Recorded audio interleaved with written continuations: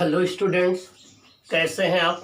Very good students, ये आपके लिए बहुत ही अच्छी अपॉर्चुनिटी है कि आप सभी तरीके से टाइम से बिल्कुल फ्री हैं। कहीं भी आपका टाइम का इन्वॉल्वमेंट नहीं है। केवल और केवल आपको आपको अपना फोकस अपनी पढ़ाई पर, अपने करियर पर, अपने ऊपर ध्यान देना है। अपने टाइम को यूटिलाइज करना है और अपने समय का सदुपयोग करके अपनी स्टडी को अपनी बुलंदियों पर पहुंचा लेना है, जिससे आने वाले समय में हर एग्जाम के लिए आप बिल्कुल तैयार हो जाएं। आपको किसी भी तरीके का कोई टेंशन, कोई फोबिया, कोई परेशानी न रह जाए, क्योंकि अच्छी तैयारी ही जो है कॉन्फिडेंस का राज होता है। अगर आपका प्रिपरेशन अच्छी है तो नो डाउट आपके अंदर कॉन्फिडेंस अच्छा होगा, फिर आपको कभी कोई डिगा नहीं सकता है। इसलिए आने वाले समय के लिए यही उचित समय है कि आप अपने को अच्छे से तैयार कर लें, अच्छे तरीके से प्रिपेयर कर लें और हर कॉन्सेप्ट को, हर चीज़ को अच्छे से क्लियर कर लें, कहीं कोई डाउट ना रह जाए। स्टूडेंट्स, इसके प्रीवियस क्लास में हमने सर्कुलर मोशन का डिस्कशन किया था। हमने आपसे ये शेयर किया था कि जब भी किसी पार्टिकल पर नेट फोर्स जो एक्ट कर रहा हो वो उस पार्टिकल के वेलोसिटी के ऑलवेज परपेंडिकुलर हो, जिससे कि वो उस पार्टिकल की केवल डायरेक्शन ऑफ मोशन को चेंज कर पाए, मैग्नीट्यूड को ना चेंज कर पाए, तो वो पार्टिकल एक सर्कुलर पाथ फॉलो करता है और उसकी मोशन सर्कुलर मोशन होती है। ओके, सर्कुलर मोशन एक 2 डायमेंशनल मोशन होती है। सर्कुलर मोशन एक मोशन इन अ प्लेन होती है, इसीलिए इसको प्लेनर मोशन भी कहते हैं। और सर्कुलर मोशन एक एक्सेलरेटेड मोशन होती है। रीजन क्या है कि वेलोसिटी की डायरेक्शन कंटिन्यूसली चेंज होती रहती है। तो सर्कुलर मोशन एक एक्सेलरेटेड मोशन है, सर्कुलर मोशन एक 2 डायमेंशन मोशन है, circular motion in a plane है। अब सर्कुलर मोशन में हम लोगों ने डिस्कस किया था कि जब भी कोई पार्टिकल एक सर्कुलर पाथ पर मूव करता है तो उसमें एक तो रेफरेंस लाइन के अबाउट उसका पोजीशन वेक्टर रोटेट करता रहता है, तो हर समय उसकी एंगुलर पोजीशन चेंज होती रहती है। एंगुलर पोजीशन का मतलब ये हो गया कि रेफरेंस लाइन से पोजीशन वेक्टर का जो एंगल है उसको हम एंगुलर पोजीशन कहते हैं। तो जब भी कोई पार्टिकल सर्कुलर पाथ पर रोटेट करता है तो उसकी एंगुलर पोजीशन हर एक टाइम चेंज होती रहती है। थीटा हर एक समय चेंज होता रहता है, तो हम थीटा के हेल्प से उसकी पोजीशन को डिस्क्राइब कर सकते हैं।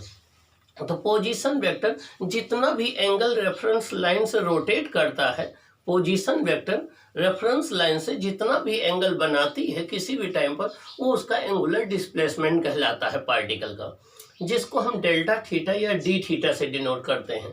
और पार्टिकल जब एंगुलर डिस्प्लेसमेंट के साथ साथ सर्कल के सरकमफ्रेंस पर भी चल रहा है तो कुछ आर्क लेंथ भी वो चलेगा, तो कुछ वो डिस्टेंस भी ट्रेवल करता है, कुछ उसमें लीनियर डिस्प्लेसमेंट भी होता है। तो एक साथ दोनों डिस्प्लेसमेंट होता है, एक लीनियर डिस्प्लेसमेंट होता है, एक एंगुलर डिस्प्लेसमेंट होता है। तो एक गिवन टाइम इंटरवल में एक तो पार्टिकल का लीनियर डिस्प्लेसमेंट होता है जिसको हम डेल्टा एस से या डेल्टा आर से डिनोट करते हैं, और एक पार्टिकल का एंगुलर डिस्प्लेसमेंट होता है जिसको हम डेल्टा थीटा से या डी थीटा से डिनोट करते हैं। तो लीनियर डिस्प्लेसमेंट, एंगुलर डिस्प्लेसमेंट दोनों साथ साथ होते हैं, और दोनों में क्या रिलेशन है, दोनों आपस में कैसे रिलेटेड है, यही आज का हमारा टॉपिक है। तो आज का हमारा टॉपिक ये है कि हम ये डिस्कस करेंगे कि लीनियर डिस्प्लेसमेंट, एंगुलर डिस्प्लेसमेंट आपस में कैसे रिलेटेड होते हैं, इसका डिस्कशन है। आइए हम देखते हैं ये आपस में कैसे रिलेटेड होते हैं। Relation between angular displacement D theta and linear displacement delta S. हमें एंगुलर डिस्प्लेसमेंट डी थीटा और लीनियर डिस्प्लेसमेंट डेल्टा एस में एक रिलेशन डेराइव करना है। ओके, आइए देखें। Let a particle moves on a circular path of radius small R with speed v। देखिए, ये कोई एक सर्कुलर पाथ है, इस पर एक पार्टिकल जो है मूव कर रहा है किसी time t equal to t second पर। ये पार्टिकल ए पोजीशन पर है, ओ ए इसकी रेफरेंस लाइन है। ओ ए इसकी रेफरेंस लाइन है।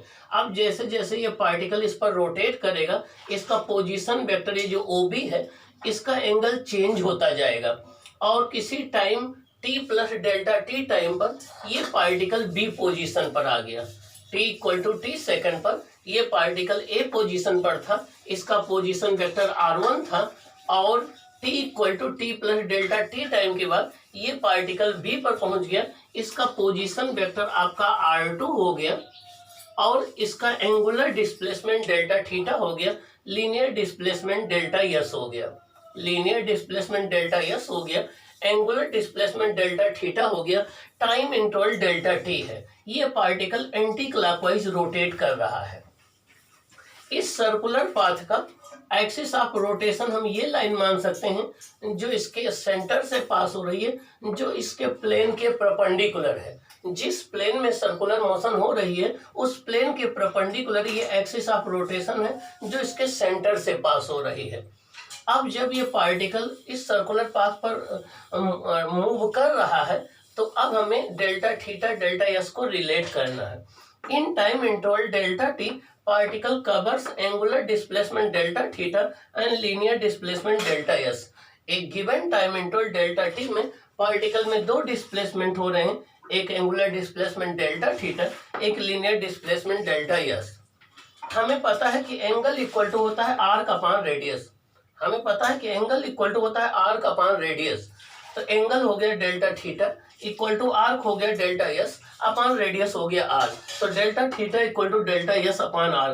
डेल्टा थीटा क्या हो गया? एंगल। डेल्टा एस हो गया आर्क लेंथ और आर हो गई रेडियस।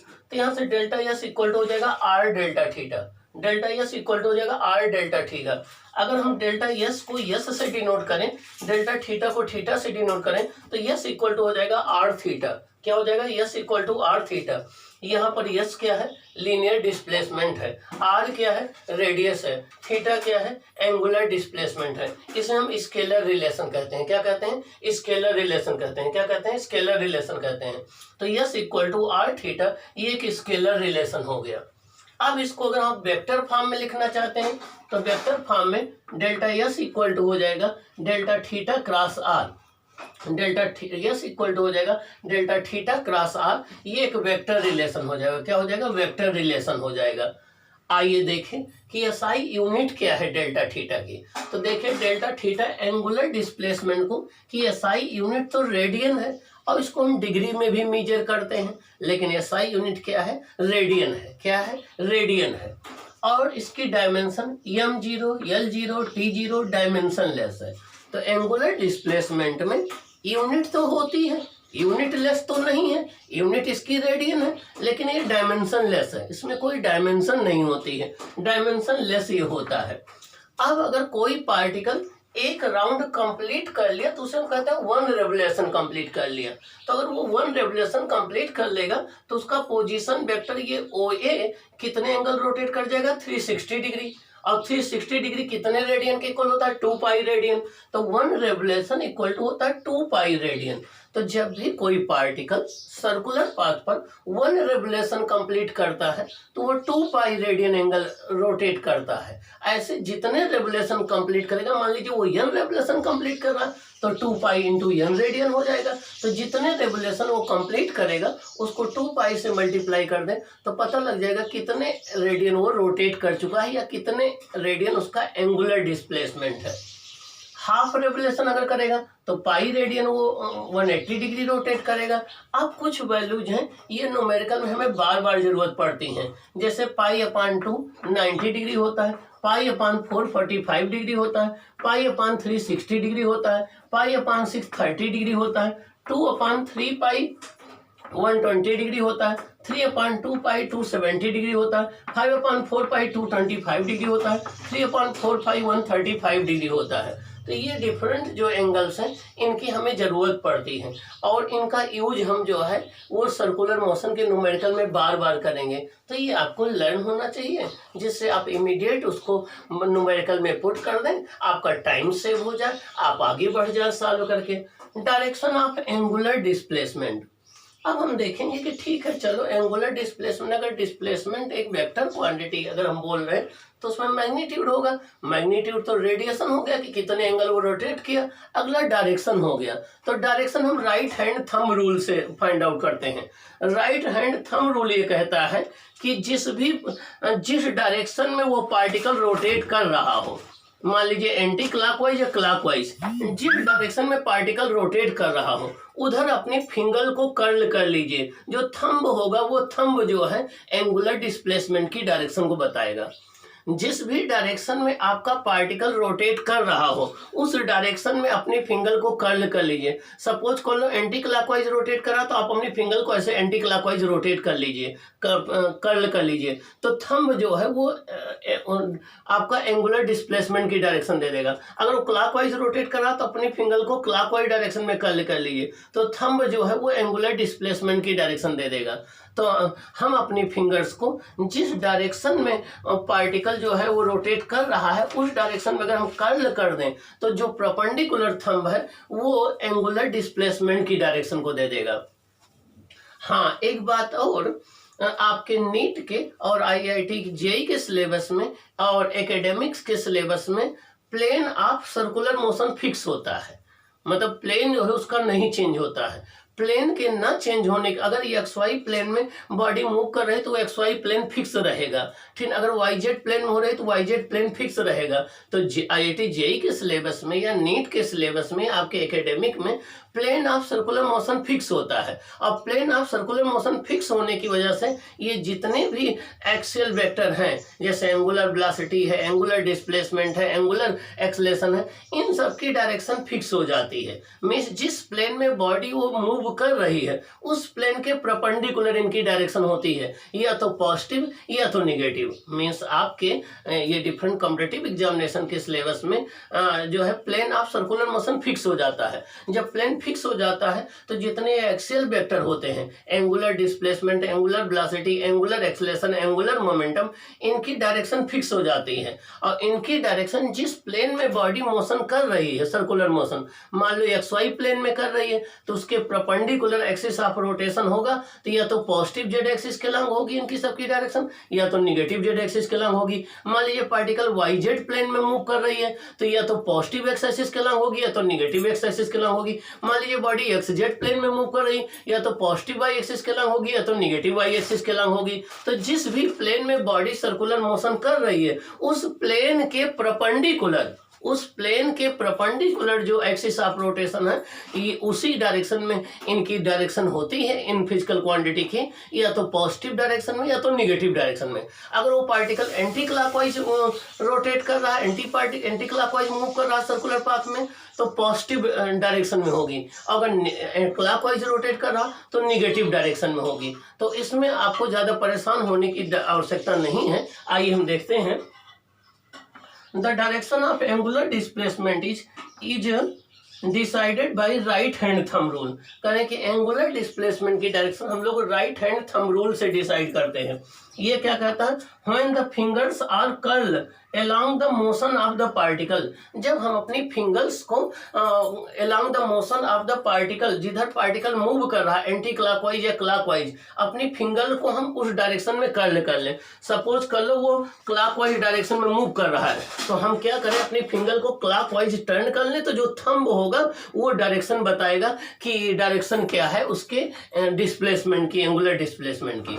तो वही कह रहे हैं कि when the fingers are curled along the motion of the particle, जब हम अपनी फिंगर को मोशन ऑफ पार्टिकल के डायरेक्शन में कर्ल कर लें, then the thumb gives the direction of the angular displacement, तब जो हमारा थंब है वो एंगुलर डिस्प्लेसमेंट की डायरेक्शन दे देगा। आइए देखें, ये XY प्लेन में मोशन हो रही है, XY प्लेन में मोशन हो रही है, तो इसका जो एक्सिस ऑफ रोटेशन होगा वो जेड एक्सिस के अलॉन्ग होगा।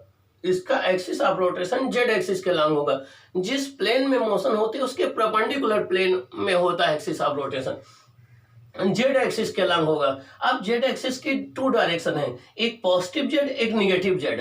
तो अगर ये पार्टिकल एंटी क्लॉकवाइज रोटेट कर रहा है तो एंटी क्लॉकवाइज डायरेक्शन में आप अपनी फिंगर रखेंगे तो थंब आएगा out of the plane of paper. तो इस केस में जो एंगुलर डिस्प्लेसमेंट की डायरेक्शन होगी पॉजिटिव जेड एक्सिस के अलॉन्ग होगी या normal to the plane of paper outward होगी। Normal to the plane of paper outward होगी। क्या होगी? Normal to the plane of paper outward होगी। तो जब भी कोई पार्टिकल XY प्लेन में एंटी क्लॉकवाइज डायरेक्शन में सर्कुलर मोशन कर रहा है तो उसके एंगुलर डिस्प्लेसमेंट की डायरेक्शन प्लस जेड एक्सिस के अलॉन्ग होगी या out of the plane of the paper, normal to the plane of paper outward होगी। तो इस केस में एंगुलर डिस्प्लेसमेंट की डायरेक्शन आपकी ये हो जाएगी। तो आपका डेल्टा थीटा जो हो जाएगा या डी थीटा कैप इस डायरेक्शन में हो जाएगा। अब दूसरा हम केस ले लें, अगर ये पार्टिकल XY प्लेन में क्लॉकवाइज देखिए रोटेट कर रहा है, क्लॉकवाइज मूव कर रहा है सर्कुलर पाथ में, तो इस केस में एंगुलर डिस्प्लेसमेंट की डायरेक्शन माइनस के कैप के अलॉन्ग हो जाएगी, मींस निगेटिव जेड एक्सिस के अलॉन्ग हो जाएगी। तो normal to the plane of paper inward हो जाएगी। क्या? Normal to the plane of paper inward हो जाएगी। इसका मतलब जब भी पार्टिकल XY प्लेन में सर्कुलर मोशन कर रहा है तो angular displacement, angular velocity, angular acceleration, angular momentum इनकी डायरेक्शन या तो प्लस जेड एक्सिस के अलॉन्ग होगी या तो माइनस जेड एक्सिस के अलॉन्ग होगी। अगर पार्टिकल एंटी क्लॉकवाइज रोटेट कर रहा है तो प्लस जेड एक्सिस के अलॉन्ग होगी, अगर वो क्लॉकवाइज रोटेट कर रहा है तो माइनस जेड एक्सिस के अलॉन्ग होगी। प्लस जेड एक्सिस को प्लस के कैप बोलते हैं, माइनस जेड एक्सिस को माइनस के कैप बोलते हैं। तो angular displacement, angular velocity, angular acceleration direction या तो प्लस के कैप होगी या तो माइनस के कैप होगी। एंटी क्लॉकवाइज केस में प्लस के कैप होगी, क्लॉकवाइज रोटेशन के केस में माइनस के कैप होगी। आइए देखें, in case of particle is moving clockwise direction of d theta will be normal to the plane of paper inward negative Z axis. Direction of d theta is always perpendicular to the plane of the motion of particle, means जिस plane में वो particle अपनी circular motion perform कर रहा हमेशा उसके perpendicular direction में D theta होता है या एंगुलर डिस्प्लेसमेंट की डायरेक्शन होती है। Angular displacement is an axial vector and it's value depends upon the observer. Angular displacement एक एक्सियल वेक्टर है। क्या है? एक्सियल वेक्टर है। हमने आपको बताया है कि जितने वेक्टर रोटेशनल मोशन से जुड़े होते हैं वो एक्सियल वेक्टर होते हैं, जैसे angular displacement, angular velocity, angular displacement, angular acceleration, angular momentum, ये सब आपके moment of torque, moment of force, torque, ये सब आपके एक्सियल वेक्टर होते हैं। तो एंगुलर डिस्प्लेसमेंट एक एक्सियल वेक्टर है और इसकी वैल्यू ऑब्जर्वर पर डिपेंड करती है। अगर ऑब्जर्वर डिफरेंट हो जाएगा तो थीटा की वैल्यू चेंज हो जाएगी। Next, infinitesimal angular displacement is a vector quantity but finite angular displacement is a scalar quantity। Infinitesimal angular displacement का मतलब होता है very very small displacement. Infinitesimal angular displacement का मतलब होता है वेरी वेरी स्मॉल डिस्प्लेसमेंट। तो जो वेरी स्मॉल डिस्प्लेसमेंट है जिसको हम डी थीटा से डिनोट करते हैं वो एक वेक्टर क्वांटिटी है। रीजन क्या है कि इन जो स्मॉल एंगुलर डिस्प्लेसमेंट है वो commutative law of vector addition को होल्ड करता है, लेकिन जो लार्ज एंगुलर डिस्प्लेसमेंट है वो commutative law of vector addition को होल्ड नहीं करता है, इसलिए वो स्केलर क्वांटिटी है। तो देखिए d theta 1 plus d theta 2 equal to d theta 2 plus d theta 1, but theta 1 plus theta 2 not equal to theta 2 plus theta 1। यहाँ theta 1 theta 2 large angular displacement है और d theta 1 d theta 2 small angular displacement है। तो अगर कोई body small angular displacement perform कर रही है तब तो उसका एंगुलर डिस्प्लेसमेंट वेक्टर क्वांटिटी होगी क्योंकि ये commutative law of vector addition को होल्ड करेगी। लेकिन अगर वो लार्ज एंगुलर डिस्प्लेसमेंट है तो वो स्केलर क्वांटिटी होगी क्योंकि वो commutative law of vector addition को होल्ड नहीं करेगी। ओके, तो याद रखना कि जब भी कोई पार्टिकल सर्कुलर पाथ में मूव कर रहा होता है तो अगर हम एक रेफरेंस लाइन ले लें, मान लो हमने एक्स एक्सिस ले लिया, XY प्लेन में मोशन है, तो अब उसका जो पोजीशन वेक्टर पार्टिकल का होगा वो उस हर एक इंस्टेंट पर उसकी एंगुलर पोजीशन रेफरेंस लाइन से चेंज होती जाएगी। तो जैसे जैसे पार्टिकल मूव करता जाएगा वैसे वैसे उसकी एंगुलर पोजीशन चेंज हो जाएगी, तो हम उसकी पोजीशन को एंगल थीटा के टर्म में डिस्क्राइब कर सकते हैं। तो ये किसी भी पार्टिकल का जो एंगुलर पोजीशन है उसी को हम उसका एंगुलर डिस्प्लेसमेंट बोलते हैं, इसे हम थीटा से डिनोट करते हैं। ओके, तो ये रहा आपका एंगुलर डिस्प्लेसमेंट और लीनियर डिस्प्लेसमेंट में रिलेशन और उसकी यूनिट। अब हम जब कोई पार्टिकल सर्कुलर मोशन में होगा तो उसका लीनियर डिस्प्लेसमेंट कैसे कैलकुलेट करेंगे ये कैलकुलेट करना सीखेंगे, और उसमें और लीनियर डिस्प्लेसमेंट में क्या रिलेशन होगा ये हम देखेंगे। तो आइए अब हम लोग नेक्स्ट क्लास में displacement of A particle in circular motion calculate करते हैं। ओके।